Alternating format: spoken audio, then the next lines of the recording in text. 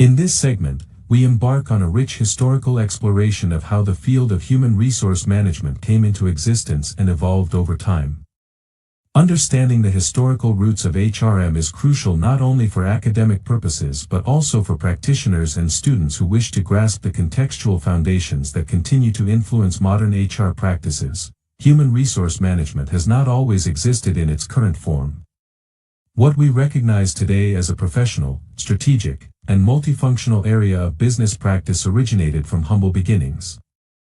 Rooted in basic record-keeping, wage distribution, and the policing of workforces. Before the formalization of HR, societies relied on informal labor systems built on kinship, apprenticeships, feudal responsibilities, and rudimentary contractual agreements.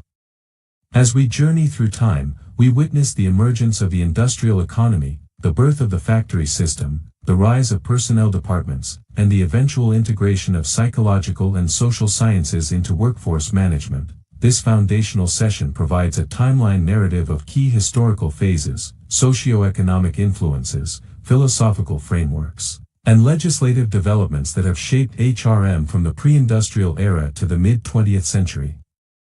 By the end of this session, you will have a solid grasp of how and why HRM evolved, who the major contributors were, and what the implications were for both workers and employers alike. Let us now delve into the early stages of workforce organization, beginning from the pre-industrial age through to the transformative industrial and post-war eras. The pre-industrial age, labor before formal management, before industrialization reshaped economies, the world operated under agrarian and feudal systems. Work was typically carried out within family settings or small local guilds, and employment structures were informal. Labor was a communal activity, and the concept of structured workforces did not exist. Key characteristics: labor systems were rooted in familial ties, master-apprentice relationships, and craft guilds. Economic exchanges were small-scale, often bartered or locally negotiated. Skills were passed down through generations via observation, imitation, and direct mentorship.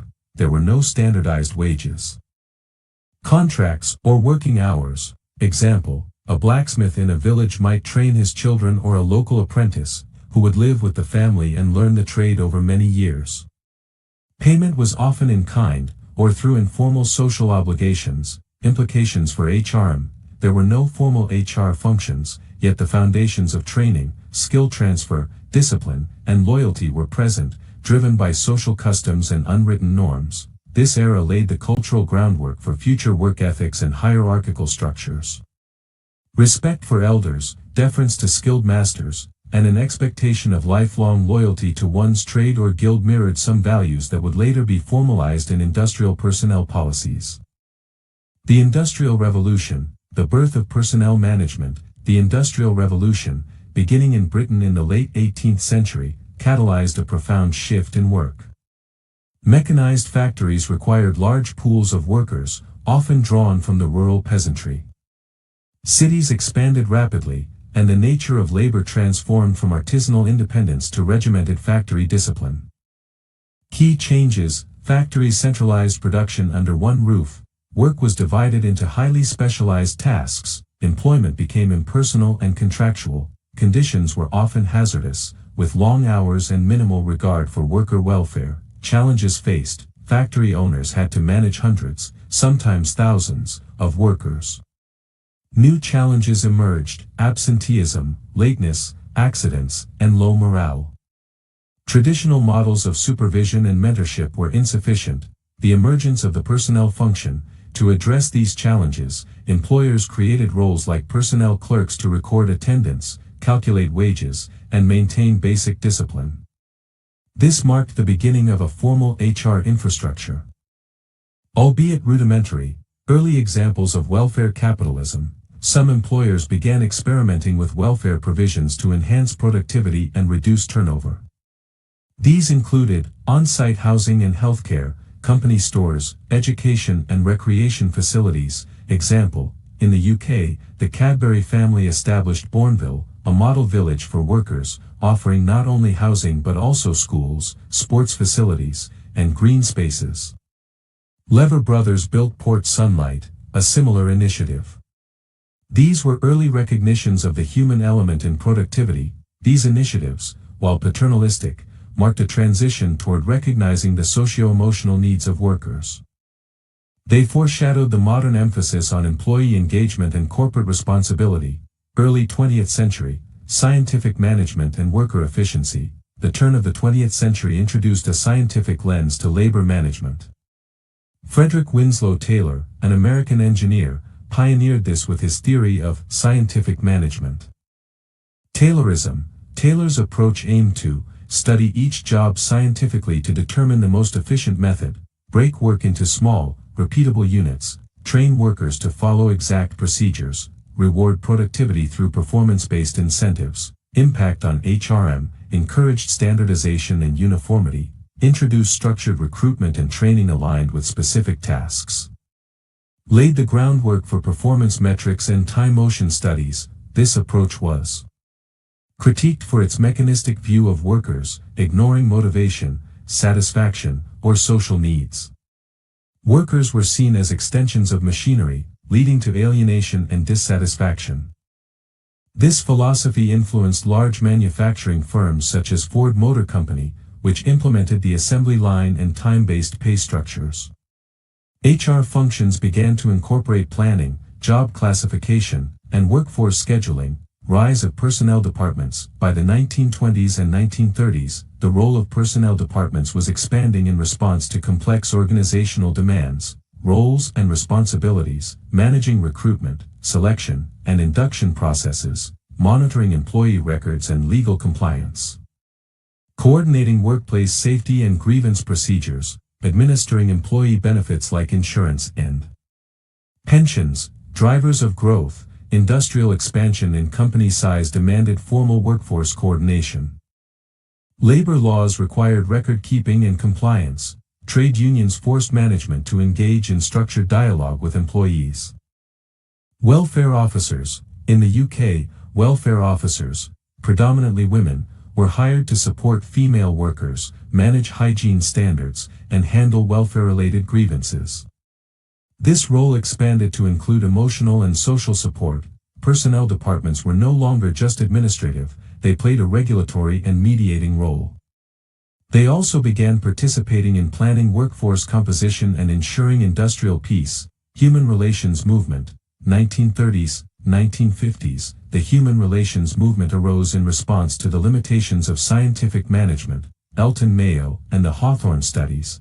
At the Hawthorne Works of Western Electric in the U.S., experiments revealed that social interaction and recognition significantly influenced worker productivity. Workers formed informal groups that shaped their behavior. Employee motivation was driven by attention, morale, and interpersonal dynamics. Impact on HRM shifted focus from processes to people, encouraged the development of participative management styles, recognized the importance of leadership, morale, and workplace communication. New HR practices, supervisor training to improve interpersonal relations, initiatives to boost morale and organizational citizenship, introduction of employee suggestion schemes. The movement spurred a shift in HR philosophy, from controlling workers to enabling them.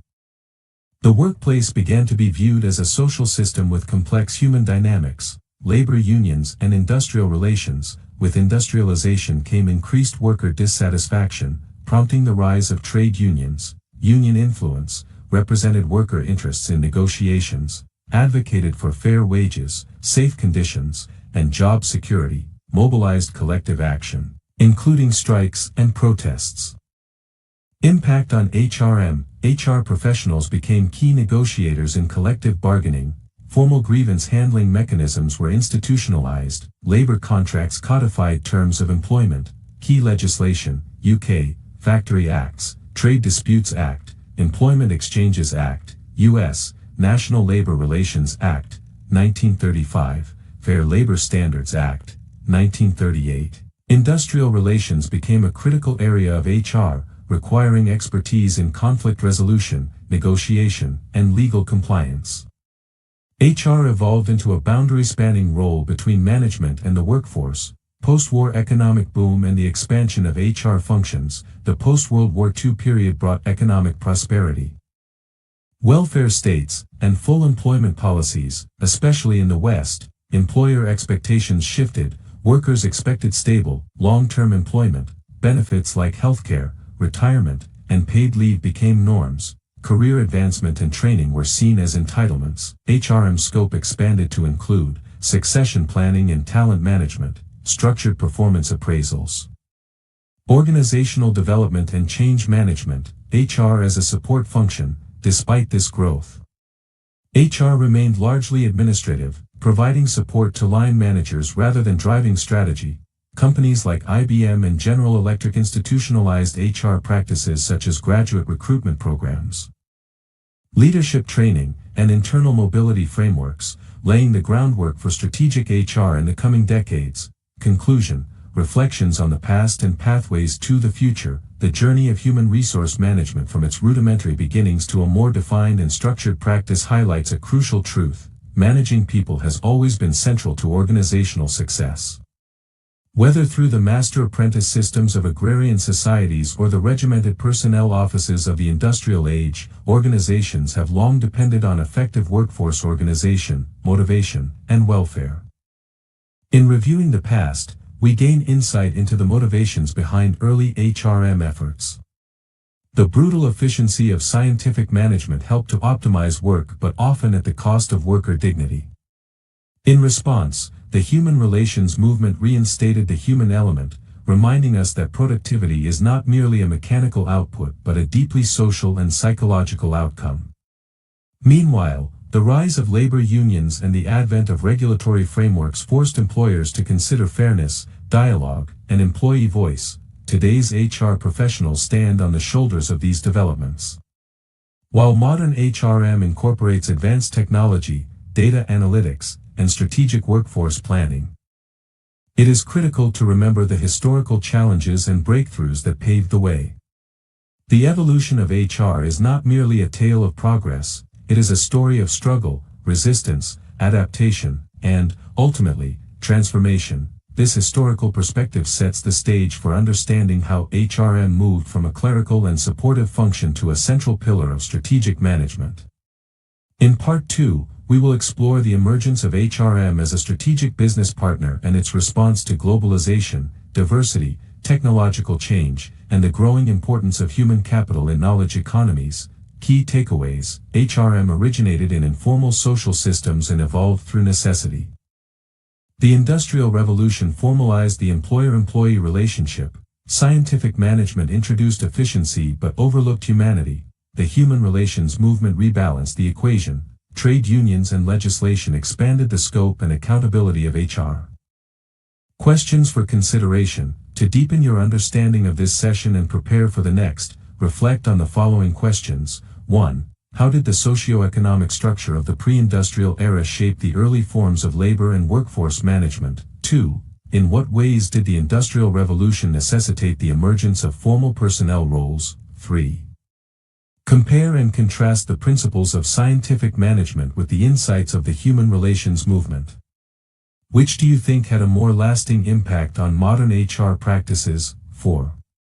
What role did early welfare capitalism play in shaping employee-employer relationships? 5. How did the rise of labor unions and the introduction of employment legislation redefine the role of HR? 6. Reflecting on the post-war expansion of HR functions, what do you think were the most significant drivers of change in this period? Stay tuned for Part 2, where we investigate the transition of HRM from an administrative discipline to a strategic force shaping organizational success in the 21st century. Make sure to subscribe, leave your thoughts in the comments, and prepare for a transformative discussion